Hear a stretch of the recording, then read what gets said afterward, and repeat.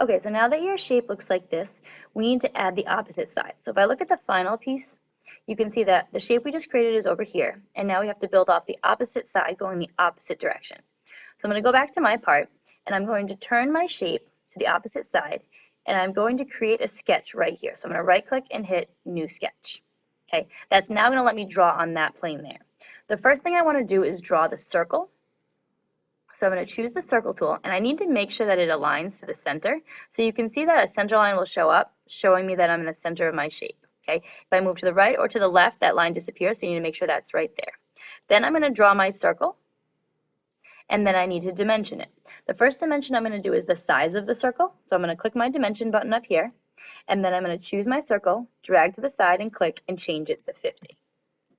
Okay, the next dimension I need to do is to make sure that distance from here to this point is going to be 60. So I'm going to choose this point here, then I'm going to choose this line here, and I'm going to pull out to the side and change this to be 60. Now all of these dimensions once again are located on your paper. Okay, once that's done, I'm going to finish my sketch.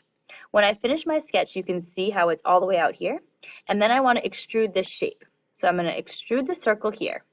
When I extrude it, I need to double check my measurements, but I also need to make sure that instead of just extruding it in just one direction, I want to extrude it asymmetrically so that it overlaps the edge a little bit. So if we look back here, you can see that it goes past the edge slightly, and we want to make sure that off of that plane that we just drew it on, part of it goes towards the back and part of it goes to the front.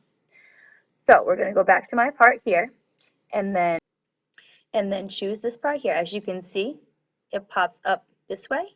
We want to go and choose asymmetric so we can see it's uneven. Now I'm just going to change the view of it so you can see it a little easier, and it shows you which direction is which way. Now we want the majority of it to go in one of the directions. So you can see that there's 50 here and 25 here. So you can tell that the 50 is the larger part here and 25 is here. Now when you check back on your sheet, you can see the measurements there. And the entire thing needs to be 40, but you need 35 to come towards the inside and then 5 to the outside. So over here, I want to change this one to be just 5, and then this one here to be 35. Okay, now you can see it there. Then I'm going to accept that, and now I have that shape there. Once that's done, you have to create the hole in it. Now we're going to do all 3 holes right now.